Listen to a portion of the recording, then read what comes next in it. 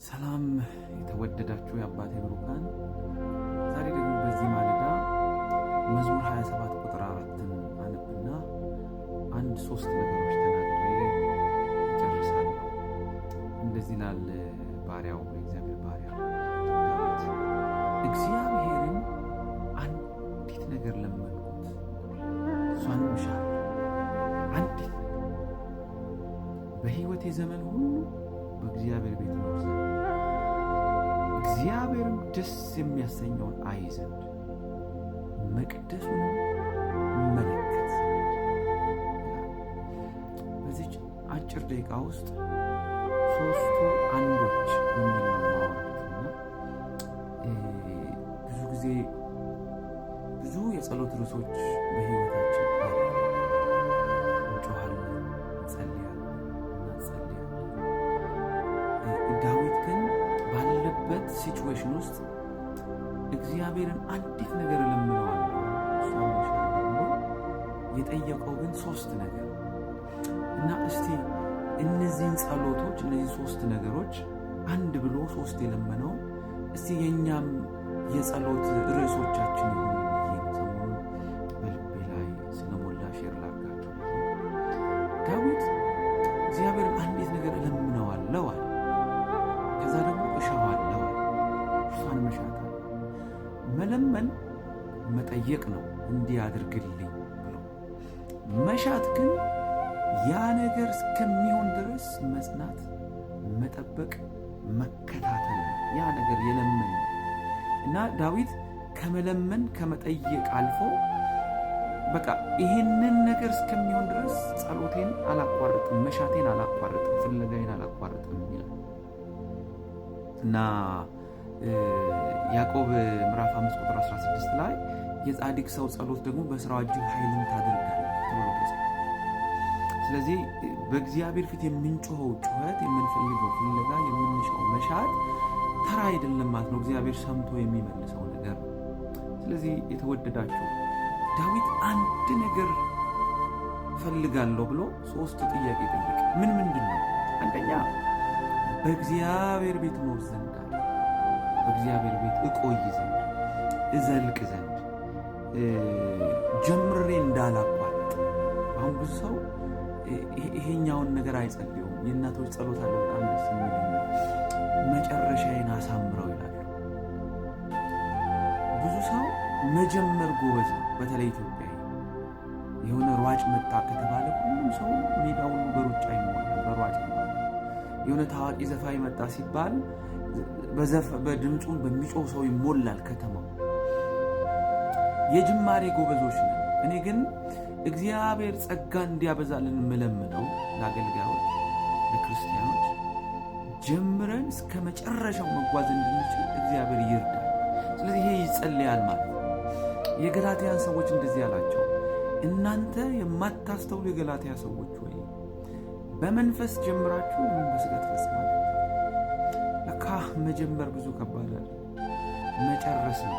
ስለዚህ ለመጨረስ ደግሞ ለመፈጸም ደግሞ እስከ መጨረሻው ለመሄድ ደግሞ ይጸልያል ማለት ነው። ስለዚህ እኔ መባረካችሁ በዚህ ማለት አንድ ነገር ነው። እግዚአብሔር ከሱ ጋር እንድትዘልቁ ይርዳችሁ፣ ይርዳል። ይሄ ነው መጸለይ። ለምን በቃ እግዚአብሔር ቤት ኖር ዘንድ ነው። እዚህ ነው ባሪያው ዳዊት ቸርነትና ምሕረት በሕይወቴ ዘመን ሁሉ ይከተሉኛል አለ። ዳዊት በሕይወቱ ዘመን ሁሉ እግዚአብሔር ቤት መኖር ነው ናፍቆቱ። አሜን። ሁለተኛ ደስ የሚያሰኘውን አይ ዘንድ ነው። ጸሎታችን ዛሬ እንዲቀየር ፈልጋለሁ። እንትን አንጣ ሳይሆን እነሱ እግረ መንገድ የሚሆኑ ነገሮች ናቸው። በቤት ለዘላለም እንድኖር እርዳኝ። ሁለተኛ ደግሞ በቤት ስኖር እያስደሰትኩ እንድኖር እርዳኝ። እያስደሰትኩ ደስ የሚያሰኝን አይ ዘንድ እየኖርኩ ነው፣ እያገለገልኩ ነው፣ እየወጣው እየገባው ነው፣ ግን አንተን የሚያስከፋ አይሁንብኝ። የኔ መውጣት መግባት፣ የኔ በምድር ላይ መኖር አንተን ያስደስትህ። ሕይወቴ ዞር ብሎ ሲጠቀስ እግዚአብሔር የሚስቅበት ይሁንልኝ። በመጽሐፍ ቅዱሳችን እግዚአብሔር ደስ ያለው ነገሮች አሉ።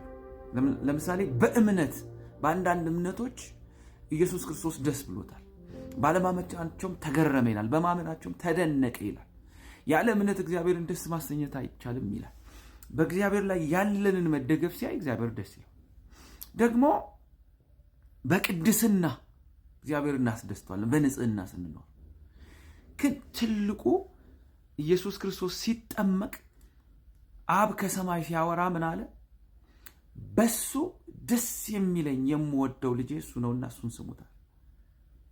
እግዚአብሔር ምን ያስደስተዋል ካላችሁ፣ ኢየሱስን የሚሰማ ህይወት ሲኖረን፣ ኢየሱስን የሚታዘዝ ህይወት ሲኖረን፣ ኢየሱስን የሚከተል ህይወት ሲኖረን፣ በዝማሬያችን ኢየሱስ፣ በስብከታችን ኢየሱስ፣ በኑሯችን ኢየሱስ ሲገለጥ እግዚአብሔር ደስ ይለዋል።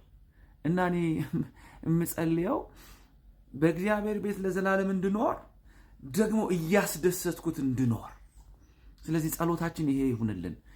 በእግዚአብሔር ቤት መኖር ብቻ ሳይሆን እያስደሰት ነው መኖር፣ ደስ የሚያሰኘው እንድናይ፣ በቅድስና እንድናስደስተው፣ በእምነታችን እንድናስደስተው፣ ከሁሉ በላይ ደግሞ ኢየሱስን እየታዘዝን ኢየሱስን እየገለጥን እግዚአብሔር እንድናስደስተው እግዚአብሔር ይርዳል። ሶስተኛው እንደዚህ ይላል፣ መቅደሱን መመለከት ዘንድ ይላል። መቅደሱን መመለከት ዘንድ፣ ሶስቱ አንዶች መቅደሱን መመለከት ዘንድ ምን ማለት ነው?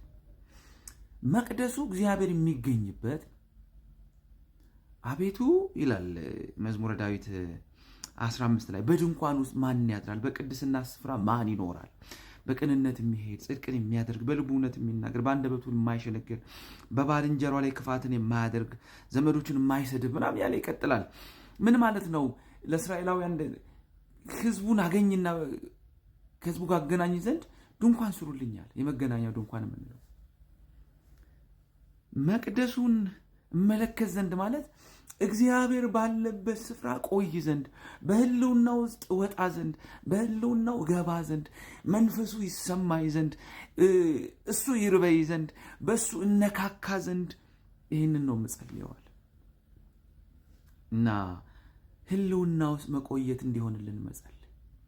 የሆነ ሰሞን እግዚአብሔር መንፈስ ነቅቶን በእግዚአብሔር መንፈስ አገልግለን ከዛ ደግሞ በቃ ምድራዊ በሆኑ ጥበቦች ተሞልተን እንዳንሮጥ፣ ሁል ጊዜ የእግዚአብሔር ልጆች በእግዚአብሔር መንፈስ የሚመሩ ስለሆኑ መንፈሱን የምንከተል ሰዎች እኛ ጋር ሲመጡ ክብሩን ማያጡት የእግዚአብሔር እጅ የሚነካን እንድንሆን ዘንድ ዘወትር እንጸልይ። ዛሬ ባጭሩ ላካፍላችሁ የወደድኩት ሶስቱ አንዶች። ዳዊት አንዲት ነገር ለምናለሁ ብሎ ሶስት ነገር ለመነ። በእግዚአብሔር ቤት ኖር ዘንድ፣ ስኖር ደግሞ እያስደሰትኩት ኖር ዘንድ፣ እያስደሰትኩት ደግሞ በህልውና ውስጥ ቆይ ዘንድ እግዚአብሔር ይርዳን። በጌታ በኢየሱስም ይሄ ይሁንልን። አሜን።